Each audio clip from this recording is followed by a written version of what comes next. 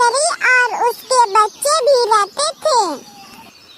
बकरी बहुत दयालु थी और वह सबसे मिलजुल कर रहती थी। जंगल के सभी जानवर उसे बहुत पसंद करते थे। अगले दिन बकरी जंगल में घास चरने के लिए जा रही थी। बकरी को जंगल का घास हरी भरी बहुत पसंद था। चलते चलते बकरी जंगल पहुंच गया और मस्ती से हरी भरी घास खाने लगा। बकरी बोली, वह कितना मीठा घास है, मैं इसे रोज रोज खाऊंगा। शाम हो रही थी, बकरी को डर लग रहा था। बकरी भर पेट घास खाकर घर की ओर जाने लगा। चलते चलते उसने एक भालू को आते हुए देखा। भालू टहलते हुए जंगल में घूम रहा था। उसने एक बकरी को देखा और बकरी के पास जाने लगा।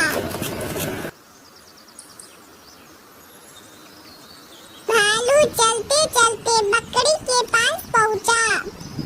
भालू बोला, बकरी बहन कहाँ जा रही हो?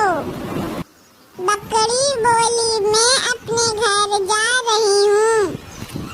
मैं यहाँ जंगल में हरी भरी घास चरने के लिए आई थी। भालू बोला, ठीक है, अब तुम जाओ। फिर बकरी मुस्कुराते हुए वहाँ से अपने घर जाने लगे। बकरी आज भालू से मिलकर बहुत खुश था।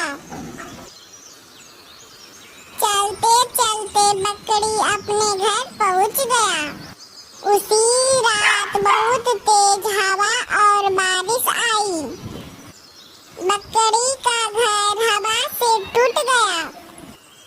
अब रहने के लिए बकरी के पास घर नहीं बचा और बकरी बच्चे के साथ सोचने लगे, अब कहाँ रहेंगे। फिर बकरी को भालू की याद आया। वह जंगल में भालू के पास जाने लगा। उसने सोचा कि शायद भालू मदद कर दे। बकरी चलते चलते भालू के पास पहुंचा और बोला, मेरा घर हवा से टूट गया है। भालू बोला, तुम चिंता मत करो, तुम मेरे साथ गुफा में रह सकती हो। फिर भालू बकरी गुफा की ओर जाने लगे। चलते चलते दोनों जंगल में बहुत दूर निकल गया। भालू से बकरी को डर नहीं लग रहा था।